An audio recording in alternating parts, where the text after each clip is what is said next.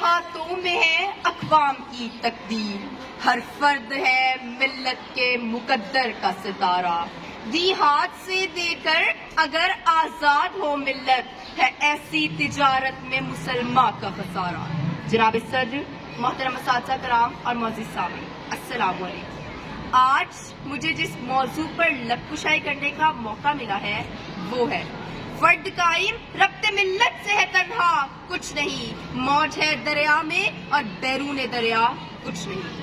جناب صدر، مجھے افسوس سے یہ کہنا پڑ رہا ہے کہ ہم ملت اسلامیہ کے نمائندہ ہیں، وہ ملت جو مسلسل جوانمردی سے تمام مشکلات کا سامنا کرتی تھی۔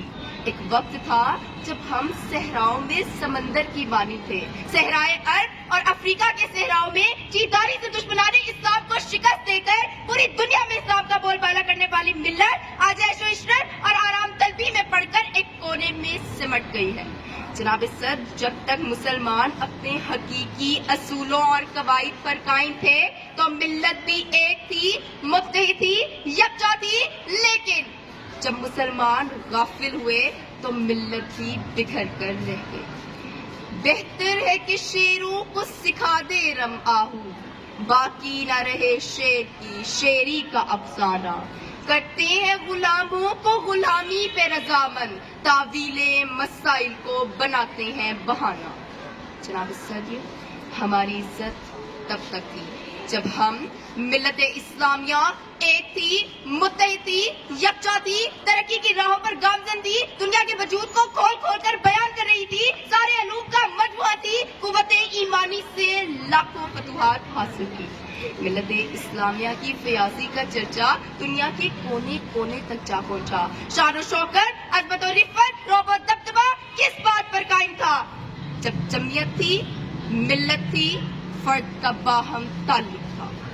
دشت تو دشت ہے، دریا بھی نہ چھوڑے ہم نے، دشت تو دشت ہے، دریا بھی نہ چھوڑے ہم نے، بحر ظلمات میں دوڑا دیے گھوڑے۔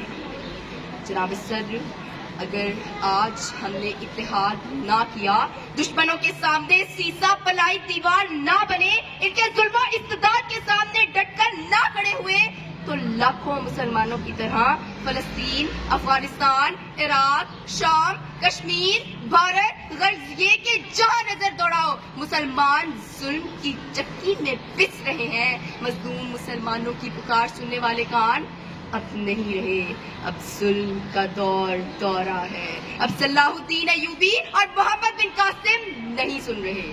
جناب صدر، عالم اسلام کو ایک بار پھر تاریخ کی سنگین تر آزمائشوں کا سامنا ہے۔ دشمنان اسلام کی عیارانہ سازشیں بلندی کی انتہا کو چھو رہی ہیں، اب تک کی غلطیاں اور جرائم بھی بلندی کی آخری حد کو پار کر چکے ہیں۔ مغربی سامراجی چالیں عالم اسلام کو مزید ٹکڑوں میں تقسیم کر رہی ہے۔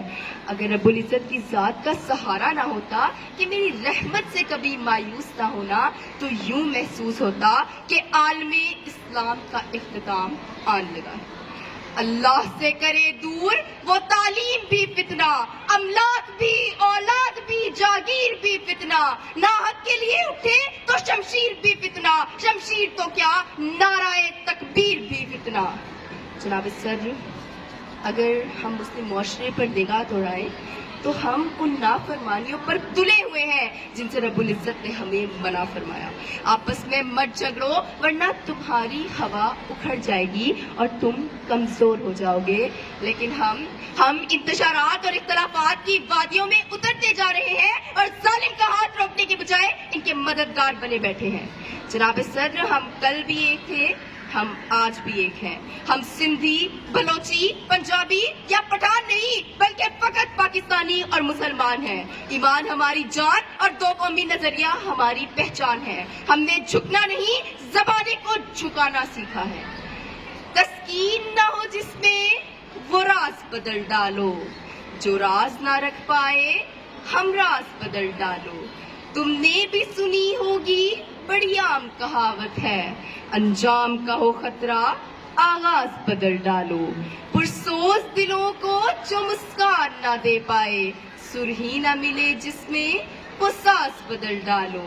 دشمن کے ارادوں کو ہے ظاہر اگر کرنا، تم کھیل وہی کھیلو انداز بدل ڈالو، تم کھیل وہی کھیلو انداز بدل ڈالو. شکریہ.